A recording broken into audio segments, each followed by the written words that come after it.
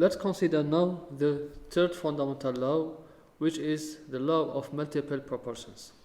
So this law states that if two elements, for example A and B, combine to form more than one compound, for example AB, AB2, and so on, so the masses of the second element, for example here, the masses of B1 and the mass of the second element of the second compound M2, which combine with a fixed mass of the first compound.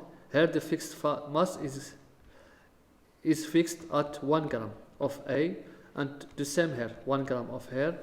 So the masses of the second element which combine with 1 gram of a fixed mass of 1 gram of the first element are ratio of a whole number. So here we have, by dividing M2 over M1, we'll get a whole number.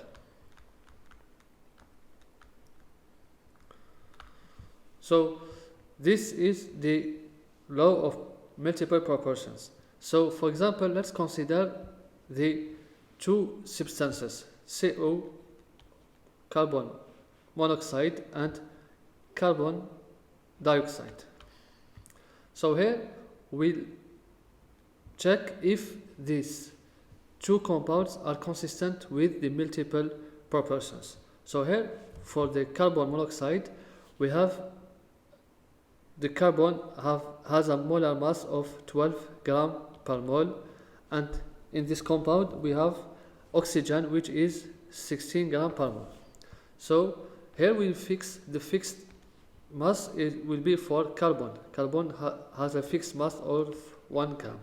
So we'll calculate the mass of oxygen that combine with 1 gram, so x gram. So here the mass of oxygen in gram is equal to 1 gram of carbon times 16 gram per mole of oxygen over 12 gram per mole of carbon.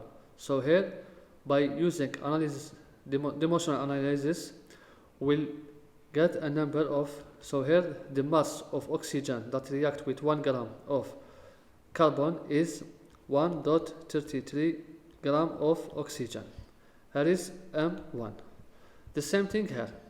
We have, in this substance, we have 12 gram per mole of carbon and 2 times 16 gram per mole of oxygen, which is 32. The same thing here.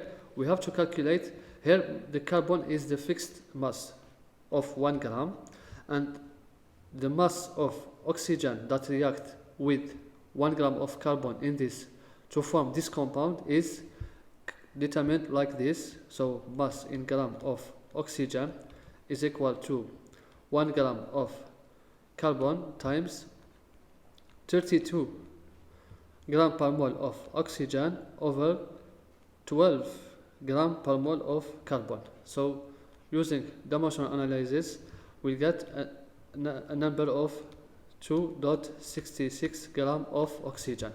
Here we have the second mass. So here, in order to verify the third law of multiple proportions, we'll divide the second mass over the first mass, because here we have M1 less than M2. So we'll always divide by the smallest mass.